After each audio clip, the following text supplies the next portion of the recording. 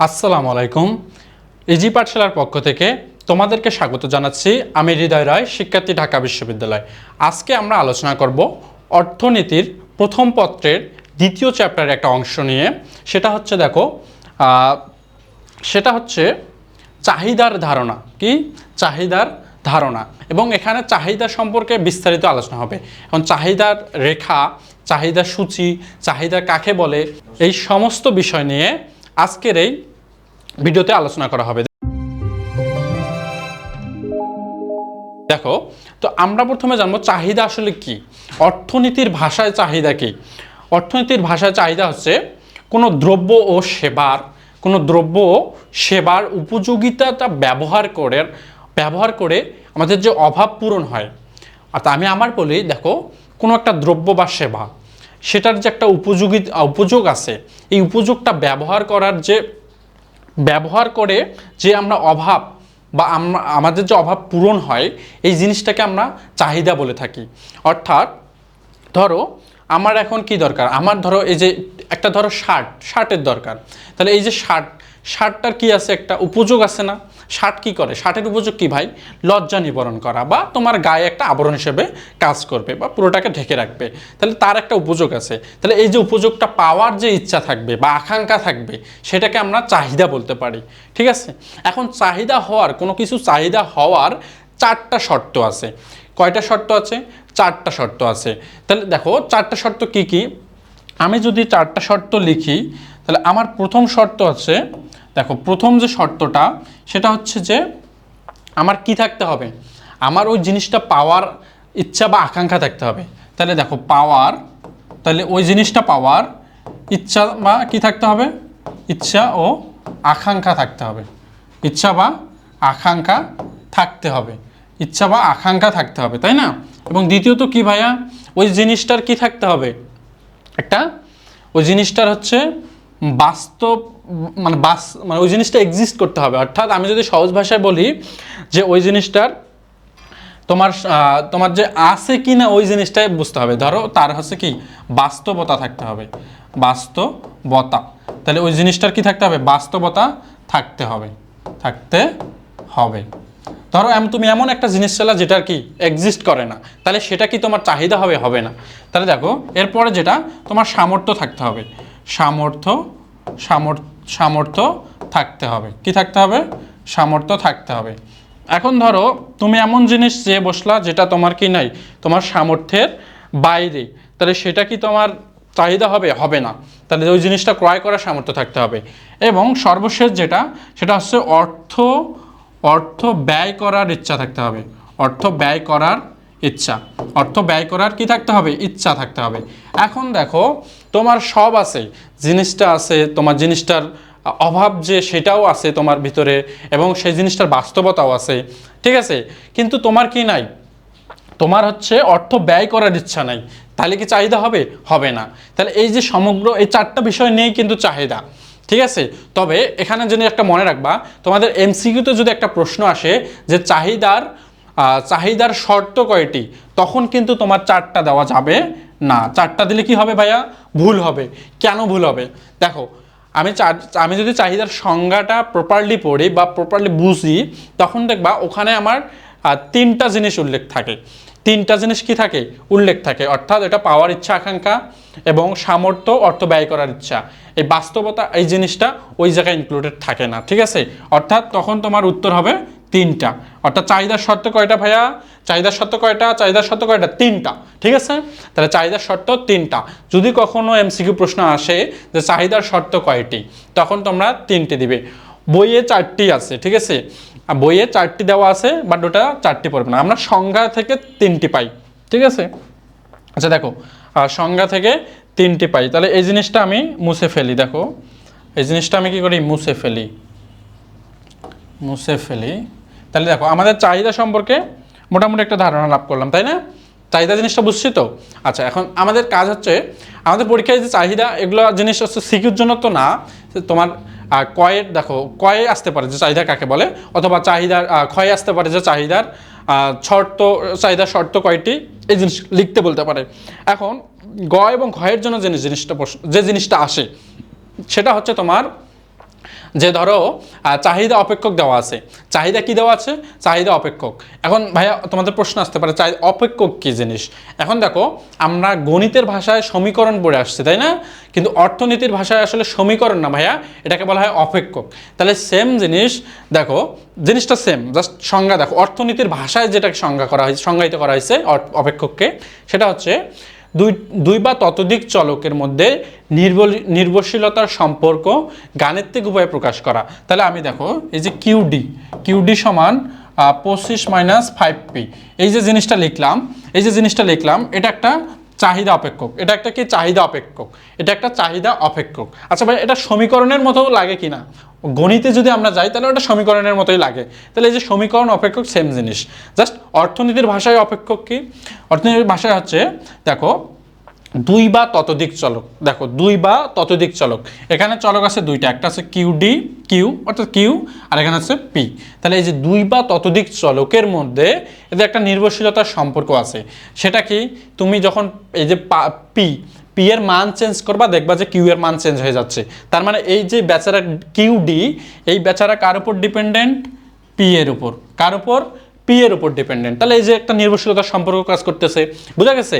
এখন দেখো তাহলে এই যে তাদের নির্ভরশীলতার সম্পর্ক একটা গাণিতিক উপায়ে প্রকাশ করা হয়েছে। তাহলে গাণিতিক উপায়টা কি দেখো তো, এই যে এটা ইকুয়াল এটা, তাহলে এই জিনিসটাকেই বলা হয় যে, এই জিনিসটাকে বলা হয় কি চাহিদা অপেক্ষক। তাহলে কিউডি অর্থ কি, কিউডি সমান 25p - 5, 25p - 5p, তাহলে এটা একটা চাহিদা অপেক্ষক, এটা একটা কি চাহিদা অপেক্ষক। তাহলে চাহিদা অপেক্ষক গেছে। এখন তোমাদের প্রশ্ন যেগুলো আসে, গ নাম্বার প্রশ্ন ধরো এভাবে আসবে, গ নাম্বার প্রশ্নটা ধরো এভাবে আসে, সেটা হচ্ছে কি, ধরো গ নাম্বার এভাবে আসলো যে চাহিদা সূচি নির্ণয় করো, ঠিক আছে, চাহিদা সূচি নির্ণয় করো। এবং ঘ নাম্বার যেটা আসতে পারে চাহিদা রেখা তৈরি করো।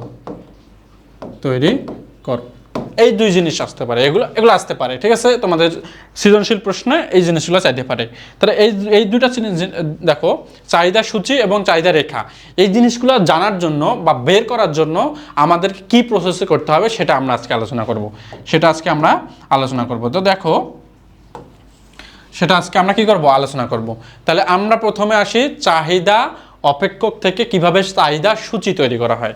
তাহলে দেখো আমি যদি একটা অপেক্ষক লিখি, দেখো ধরো আমি লিখলাম কিউডি অর্থ হচ্ছে কোয়ান্টিটি অফ ডিমান্ড, সরি একটু দেখো, আচ্ছা দেখো, আচ্ছা কোয়ান্টিটি অফ ডিমান্ড। তাহলে দেখো আমাদের সমীকরণটা ধরো 25p - 5p, তাহলে এই যে একটা চাহিদা অপেক্ষক, এই অপেক্ষক থেকে চাহিদা রেখা, চাহিদা সূচি এগুলো তৈরি করতে হবে। তাহলে আমাদের প্রথম কাজ হচ্ছে চাহিদা সূচি। তাহলে দেখো আমি যদি বলি যে যখন p = 1 হয় তখন QD = 25 - 5, তাহলে P এর মান কত, 1, তাহলে দেখো এখানে আমি 1 বসাবো, 1 বসালে কত হয় 20 একক, ঠিক আছে 20 একক। ঠিক একইভাবে তাহলে যখন P এর মান 2 হয় তখন QD ইকুয়াল কি হয় 25 - 5, 2, তাহলে এখানে দেখো 5 × 2 = 10, তাহলে 25 থেকে 10 বাদ দিলে 15, ঠিক আছে 15 একক। এরপরে দেখো যখন P = 3 হয়, কি হয় 3 হয়, তাহলে 3 হয় তখন QD ইকুয়াল কি হয় দেখো 25 - 5, সরি একটু দেখো, তাহলে দেখো 5 এখানে আছে 3, তাহলে 15, 3 × 5 = 15, 15 থেকে 10, এখানে দেখো 10 হয়ে যাচ্ছে, 15 থেকে 25 থেকে 15 বিয়োগ। এবার দেখো আমি আরেকটা নিই, আরেকটা, আচ্ছা দেখো 3টা নিলেই হবে। দেখো পি এর মান 3টা নিতে পারো, 4টা নিতে পারো, তবে তোমার সময় বাঁচানোর জন্য বুদ্ধিমানের কাজ হবে 3টাতেই থেমে থাকা। তাহলে দেখো আমি 3টা পর্যন্তই নিলাম, ঠিক আছে। তাহলে এই যে পি এর মান দেখো, পি এর মান 3টা নেওয়ার পরে কিউডি এর মান 3 ধরনের আসছে। তাহলে এই যে ব্যাপারটা আমি যখন বললাম যে এটা এটার উপর নির্ভরশীল, অর্থাৎ এই জিনিসটা দেখো পি এর মানটা, পি এর মানের উপর কিউডি নির্ভরশীল। অর্থাৎ আমরা যদি তাহলে এটাকে বলতে পারি না এই পি হচ্ছে স্বাধীন চলক, আমরা এটা বলতে পারি কি না? পি হচ্ছে স্বাধীন চলক। পি হচ্ছে কি ভাইয়া? স্বাধীন চলক। এখন স্বাধীন চলক কি? স্বাধীন চলক হচ্ছে তার ইচ্ছে মতো যে কোনো মান ত্যাগ বা গ্রহণ করতে পারে, ত্যাগ বা গ্রহণ করতে পারে, তাকে বলা হয় স্বাধীন চলক, তাকে বলা হয় কি? স্বাধীন চলক। এবং কিউডি তাহলে কি? কিউডি হচ্ছে অধীন চলক, অধীন চলক। তাহলে অধীন চলক হচ্ছে অন্য চলক, স্বাধীন চলকের উপর নির্ভরশীল সে। তাহলে তার দেখো তার সে নির্ভরশীল কার উপরে? স্বাধীন চলকের মানের উপর, ঠিক আছে। তাহলে এ পর্যন্তই দেখো, এটা আমরা সূচি তৈরি করলাম, এটা আমরা দেখো, এটা আমরা জাস্ট দেখো এবার সূচিটা কিভাবে, সূচি এখনো তৈরি করি না, দেখো সূচি তৈরি করব, সরি। তাহলে দেখো আমি যদি সূচি তৈরি করি তাহলে আমাকে যে জিনিসটা করতে হবে, দেখো দেখো আমরা চাহিদা সূচি, আচ্ছা সরি, চাহিদা সূচি, চাহিদা সূচি। তাহলে দেখো আমি কালার চেঞ্জ করে নেই। তো চাহিদা সূচির জন্য দেখো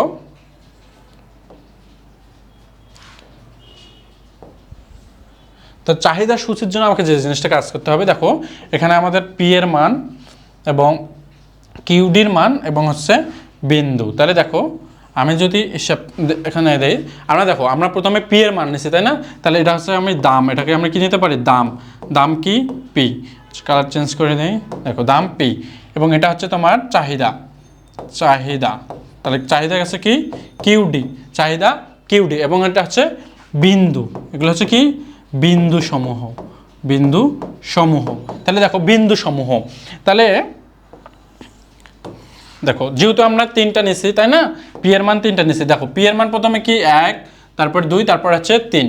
তাহলে 1 2 3, এখানে কিন্তু টাকা লিখতে হবে, ঠিক আছে? এই জিনিসগুলো লিখতে হবে, টাকা। এবং এখানে লিখতে হবে দেখো চাহিদা, তুমি যখন পি অন, অর্থাৎ পি অনের ক্ষেত্রে তোমার কিউডি কত, অর্থাৎ চাহিদার পরিমাণ কত? চাহিদার পরিমাণ 20 প্রথম এককে, এবং 2 এর ক্ষেত্রে 15, 2 এর ক্ষেত্রে 15 এবং 3 এর ক্ষেত্রে 10। তাহলে এই যে এখানে কিন্তু একক লিখতে হবে, ঠিক আছে? 20 একক, 15 একক এবং হচ্ছে 10 একক, এই জিনিসগুলো লিখতে হবে ভাইয়া। এবার হচ্ছে বিন্দু, তাহলে আমি এটাকে এ বিন্দু নিয়ে বললাম, বি বিন্দু এবং সি বিন্দু। তাহলে এই যে দেখো আমাদের চাহিদা সূচি কিন্তু ভাইয়া কমপ্লিট। অর্থাৎ গ নাম্বারে যদি আসে চাহিদা সূচি নির্ণয় করো, তাহলে আমরা এভাবে দেব। বোঝা গেছে? তাহলে দেখো প্রথমে কি করলাম, আমরা পি এর ভিন্ন ভিন্ন মানের জন্য কিউডির ভিন্ন ভিন্ন মান পেলাম, এবং এই যে পি এর এবং কিউ এর যে ভিন্ন মান, সেটা নিয়ে যখন আমরা এই যে একটা বক্স তৈরি করে এগুলো বসাবো, তখন সেটা হয়ে যাবে চাহিদা সূচি, সেটা তৈরি হয়ে যাবে চাহিদা সূচি, চাহিদা সূচি। এখন দেখো এই চাহিদা সূচি থেকে, চাহিদা সূচি থেকে, চাহিদা সূচি থেকে তোমরা কিভাবে চাহিদা রেখা তৈরি করতে পারো, এই জিনিসটা দেখো আমরা একেবারে শিখে নেব, ঠিক আছে? গ ঘয়ের দুটাই।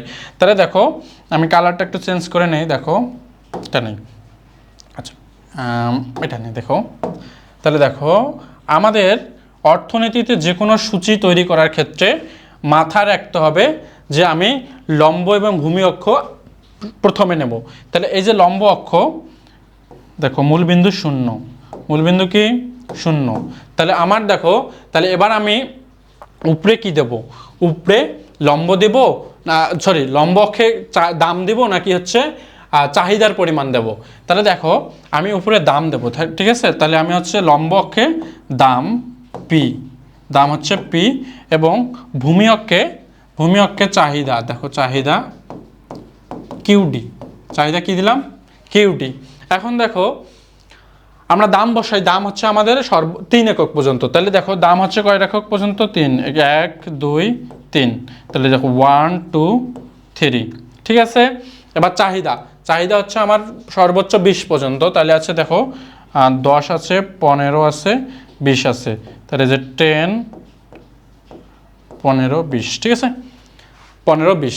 এখন ভাইয়া যখন তোমার দাম 1 একক, যখন তোমার দাম হচ্ছে কত একক, দাম যখন 1 একক তখন চাহিদার পরিমাণ কত 20। এই যে দাম যখন 1 একক চাহিদার পরিমাণ হচ্ছে 20, অর্থাৎ এই দেখো এটা হচ্ছে এ বিন্দু, এটা হচ্ছে কি এ বিন্দু, তাই তো। এবার দেখো দাম যখন 2, দাম যখন 2 তখন তোমার চাহিদা কত 15, চাহিদা কত 15, এটা হচ্ছে বি বিন্দু। এবার ঠিক একইভাবে দাম যখন 3 তখন তোমার ভোগের পরিমাণ চাহিদার পরিমাণ কত 10, চাহিদার পরিমাণ হচ্ছে 10, এটা তাহলে দেখো এই যে এ বি সি তিনটা বিন্দুই আমরা কি পেয়ে গেছি। এবার হচ্ছে এই বিন্দুগুলা মুক্ত হস্তে যোগ করে দাও, তাহলে এটা হচ্ছে কিউডি রেখা। এই যে আমরা রেখাটা পেলাম এটা হচ্ছে কিউডি রেখা, ঠিক আছে। তাহলে আমাদের চাহিদা রেখা কিভাবে তৈরি করতে হয়, তুমি দাম নেবা তিনটা, যখন তিনটা নেবা ঠিক আছে, আর চারটাও নিতে পারো, পাঁচটা নিতে পারো, তোমার সময় বাঁচানোর জন্য বুদ্ধিমানের কাজ হবে তিনটা, তুমি 3 ঘর পর্যন্ত নাও এবং তিনটা নেওয়ার পর এই যে ভিন্ন ভিন্ন দামের জন্য ভিন্ন ভিন্ন চাহিদার মান পাবা। দাম এবং চাহিদাগুলো তুমি লম্ব অক্ষে ভূমি অক্ষে নিয়ে জাস্ট বসায় দিবা এবং মুক্ত হস্তে বিন্দুগুলো যোগ করে দিলে আমরা কিউডি অর্থাৎ চাহিদার রেখা পেয়ে যাই, ঠিক আছে। সো আশা করি বুঝছো। তো আজকের এই পর্বে এটুক ছিল আমাদের, ঠিক আছে, আলোচনার বিষয়। সো পরবর্তী পর্বে আলোচনা করা হবে এই অধ্যায়ের বিস্তারিত। সো তোমরা ভালো থেকো, আসসালামু আলাইকুম।